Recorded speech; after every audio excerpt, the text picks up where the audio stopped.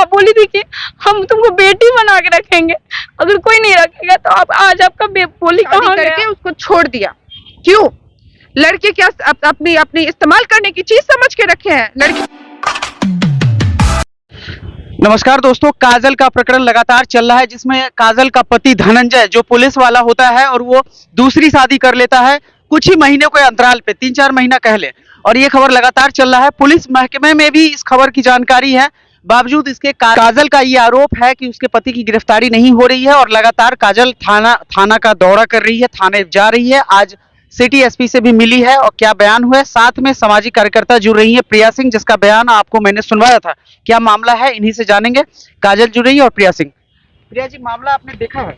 जी, मामला मैंने देखा है, अभी काजल से बात भी हुई है और इसने मुझे जितना कुछ बताया है उसमें ये लग रहा है कि इसके ऊपर बहुत ही प्रताड़ित की गई है। ये इसको पहले इसके घर वालों की तरफ से ही आप ठीक हो? हाँ, तो इसके घर वालों की तरफ से ही इसको पहले शादी के लिए अप्रोच किया था उस लड़के ने, और लड़के ने इस बीच में, जैसा कि इसने फोटो दिखाया, चीजें दिखाई, उसमें लड़के ने हाथ काटा, इसको लगातार दबाव बनाया शादी के लिए। और जब ये शादी नहीं करना चाहती थी, ये उस समय पढ़ाई करना चाहती थी, ये चाहती थी कि आगे बढ़े, लेकिन उस समय लड़के ने बोला कि नहीं, मुझे शादी करनी है और तुम शादी के बाद भी पढ़ाई कर सकती हो। इस लड़की ने फिर दबाव में आने के बाद शादी के लिए रजामंदी दी थी। उस बीच में घर की खटपट होने की वजह से, वो क्या खटपट हुई थी काजल, क्या खटपट थी?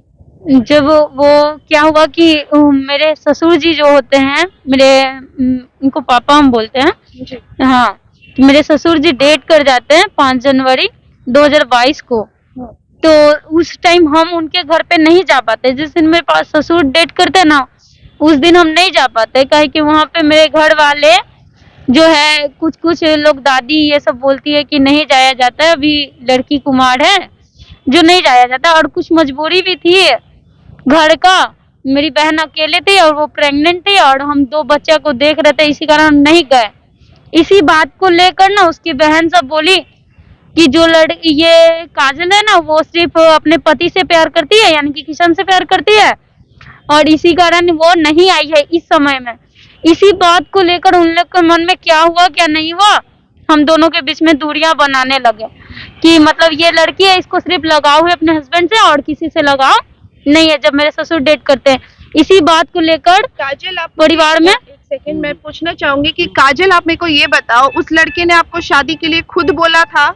हाँ, क्या बोलता था? वो खुद बोलता था, अगर काजल तुम हमसे शादी नहीं करोगे ना तो हम मर जाएंगे, ये कर लेंगे, वो कर लेंगे। उसका वीडियो वगैरह भी है, हाथ वगैरह काट लेता था, बोलता था हम ट्रेन से कट जाएंगे। ये सब करके मुझे ना बहुत ज्यादा प्रेशर दिया जाता था और उस टाइम मेरा दिमाग काम नहीं करता था कि हम क्या करें क्या नहीं करें। इस सब दबाव में फिर इनके पापा जो थे, मेरे ससुर, वो बोलते थे, एक बेटा जो उनका है डेट कर गए थे, मेरे भैंसुर हुए वो मृत्युंजय भैया, वो फांसी लगा कर डेट कर गए थे। तो वो लोग बोला गया ना कि एक बेटा मेरा इस तरह से कुछ कर लिया है, अब जो छोटा वाला लड़का है वो भी ऐसा ना कुछ कर ले कि बेटा तुम देखो, काजल बेटा तुम देखना मेरे बउआ को, किशन को, और उसको समझाना। तो ऐसे करके मुझे दबाव डाला गया था सबके तरफ से। जब हम शादी के लिए तैयार हो गए और शादी करना चाहें, तो शादी हमसे मंदिर में जाके मेरे मांग में सिंदूर और मंगलसूत्र पहना दिया था और बोला कि काजल, उसको लगता था ना कि हम उसको छोड़कर किसी और से शादी ना कर लें, ये सोच था मेरे हस्बैंड का पहले। और जब वो आज ऐसा खुद कर लिया है तो क्या कहा जा सकता है। मंदिर में जब आपको सिंदूर और मंगलसूत्र पहना दिया तो आप वहाँ बांका पुलिस लाइन कैसे पहुंच गई? हाँ, तो वो मुझे बुलाया था, हम लोग में बातचीत थोड़ा बहुत चलता था। वो बोला कि काजल आओ मिलने। जब हम वहाँ मिलने के लिए गए तो वो कुछ लोग थे, उनके दोस्त वगैरह और सर थे, वो सबको बोला कि मेरी पत्नी है। तो सब बोला कि पत्नी है तो भाई तुम इसको अलग क्यों रख रहे हो?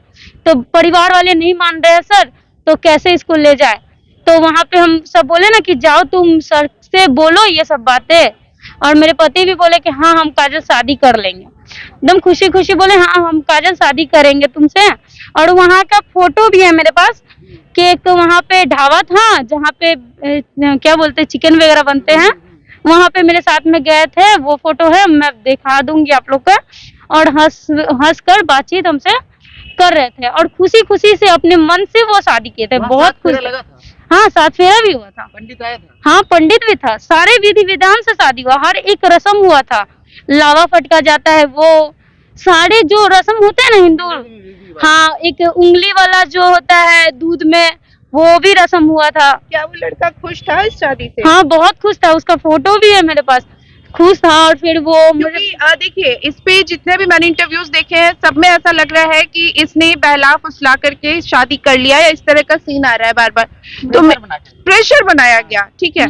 तो अगर प्रेशर बनाया गया था तो लड़की को आप पहले हाथ काट कर दिखाते हो, फिर आप दिखाते हो कि मैं मर जाऊंगा, मिट जाऊंगा। इसके पास सारे मैसेजेस भी है शायद, जैसा इसने दिखाया है, बताया है, रिकॉर्डिंग भी है, आवाज भी रिकॉर्डेड है।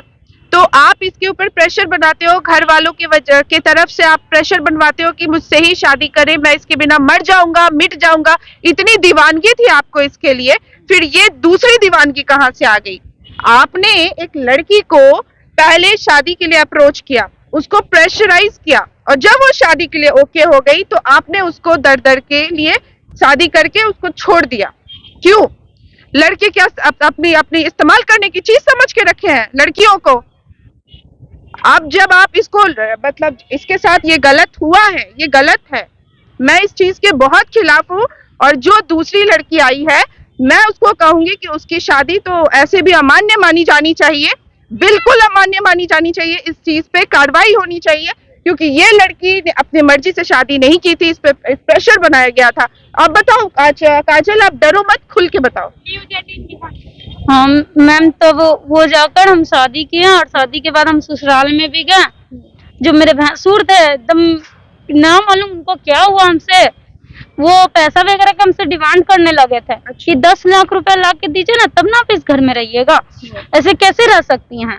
अभी भी वो मेरे खिलाफ में काम करे। मेरा पति इतना नहीं है, इतना ज्यादा वो नहीं करने वाले, अभी भी वो मेरे खिलाफ में जाकर काम कर रहे हैं। और वो बोले पलंग ले आइए, फ्रिज ले आइए, ये ले आइए।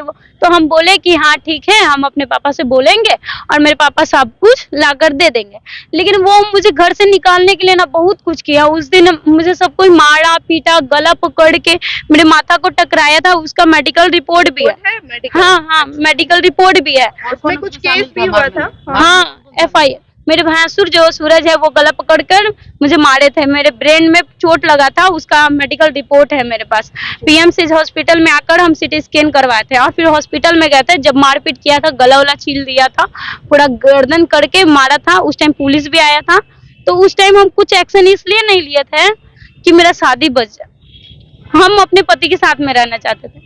मुझे लगा कि मेरा पति किशन है, जो आज ऐसा कर रहा है, कल होकर सुधर जाएगा, सही करे। शादी के बाद आप लोगों का कैसा ये था, मतलब किस तरह का माहौल था? क्योंकि जनरली एक जो व्यूवर्स है वो देखना चाहते हैं। मैं भी जब आपका सारा ये चीज देख रही थी, तो कैसा संबंध था आप लोग का? आप लोग अच्छे से रहते थे? कुछ दिन तो जब मेरे भैंसुर सूरज थे, वो जब मुझे मारपीट किया सब कोई, उसके बाद तो क्या हुआ कि थोड़ा दिन सब गर्म हो गया माहौल, और हम बोले कैसा ऐसा, तो मुझसे सब कोई माफी मांगा, दिखावे के लिए, चाहे जो भी करे, वो लोग माफी मांगा हमसे। और मुझे घर पे बुलाया कि हम गवर्ना करवाएंगे और रिसेप्शन करवाएंगे, और पंडित जी से जो है ना डेट भी तय किया गया था 15 अप्रैल का, ठीक है, 15 मार्च